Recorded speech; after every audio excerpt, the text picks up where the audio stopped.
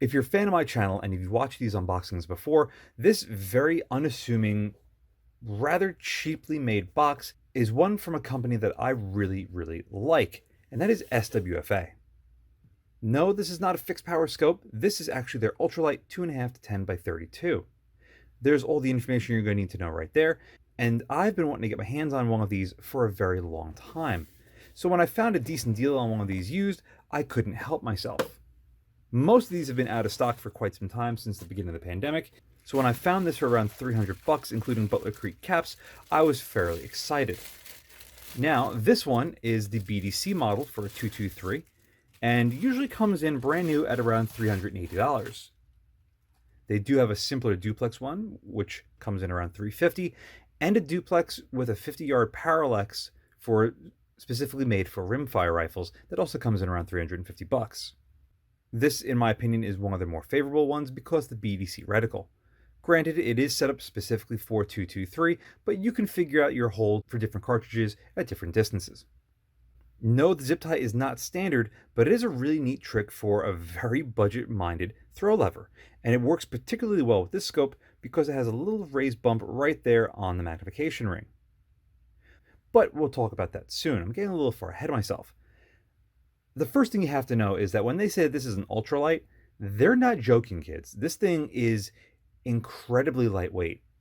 As you can see, it tips the scales at 9.4 ounces, including a zip tie. We'll shave off 100th for that. Now, I don't have any other specifically lightweight scopes available, but I do have a scope that is considered to be fairly lightweight for what it is, a 1-4 AccuPoint from Trijicon. This thing for an LPVO is fairly lightweight at 14.4 ounces. However, it's still 5 ounces heavier than that. So if that doesn't put it into perspective for you, I don't know what will. How are they able to make this so lightweight? Well, it has a 1-inch main tube, which does help, but they did one thing that I absolutely love. They did away with the fast focus eyepiece. Instead, what you have is a locking collar, and you have a regular eyepiece with very, very fine threads, and they feel absolutely fantastic. Why do I prefer these? Well, if I put scope caps on this, or if I have this going in and out of my bag or on the table or off wherever, I don't really have to worry about this thing losing its focus point, because you're going to set it to where your eye needs it to be, and then you're going to take this ring and you're going to cinch down on that. And once you do that, this thing ain't going nowhere. You don't have to worry about this thing getting shifted around. Fantastic. I don't know why more scope manufacturers don't offer this, because yeah, it might be a little bit more difficult to set, but you never have to worry about it moving, and you're taking away weight and possibly another form of water egress. Now on to this beautiful throw lever. You can see we have 2.5 to 10. 10 is just around 180 degrees apart. This magnification ring is very easy to spin, no sort of imperfections that I can feel, and it's just absolutely perfect. Both windage and elevation turrets are capped, and as you can see, they're in quarter MOA increments.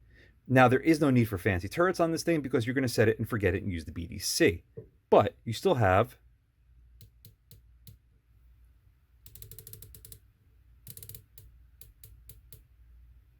a little bit of play back and forth, but very positive clicks, very strong detents.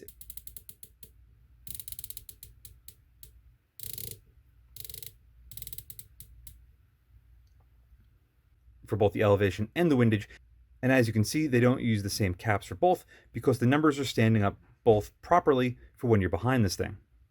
And that's all there is to it. You can't get much simpler than that. And you know what? Enough talking about it. Let's get behind this thing and see what it looks like. Alright, so the first thing that you have to know is that there are 3 different fixed parallax settings across the options for this scope from SWFA. For the rimfire one, it's got a fixed parallax of 50 yards. For the regular duplex, it's got a fixed parallax of 100 yards. And for this model, with the BDC reticle for 223, it has a fixed parallax of 150 yards. So in case you were wondering what the parallax is, there you go. I kind of thought they were all going to be 100, except for the rimfire one was going to be at 50, but nevertheless, let's see how well this performs at closer distances at higher magnifications. This being a 2.5 to 10, and this being a 30-yard power transformer, I'd say the image looks fairly good at maximum magnification, all things considered, despite the 150-yard parallax setting. That's more impressive than a lot of other LPVOs that I've looked at with fixed parallaxes of 100 yards and lower magnifications of around 6 or 8. So right off the bat, this thing is performing a little bit better than I was expecting. Not only that, but look how little of the scope body you see when you're looking through this thing. The first thing I was thinking about when I bought this was, with a 1-inch tube and a 32mm front objective, how good is the view through this thing going to be? And you know what? It blew me away.